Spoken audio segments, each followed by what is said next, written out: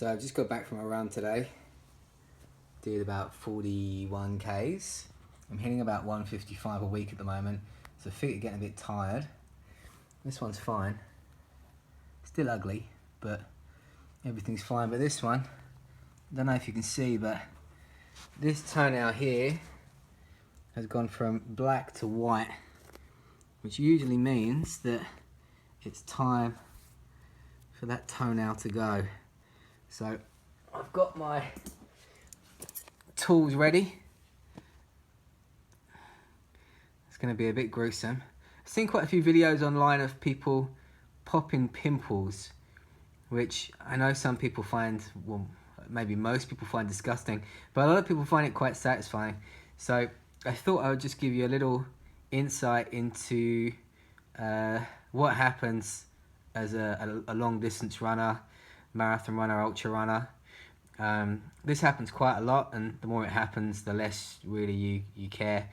I've lost quite a few toenails, and it seems to mostly be my left foot for some reason. But anyway, I had a bath and it was feeling like it was just getting really loose. So you can see it's pretty much dead. It never looks very nice, but okay. Maybe I won't need any tools. Maybe I can just pull it off. Oh, that's disgusting. It's hanging on by a thread.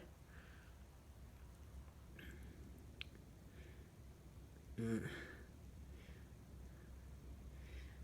really, we don't need these nails on our toes anyway. Some people get these surgically removed to make them lighter on their feet, but you know, they really don't serve any purpose, so it doesn't really make too much difference if I remove this.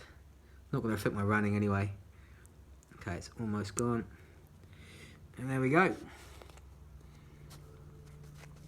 One nailless toe.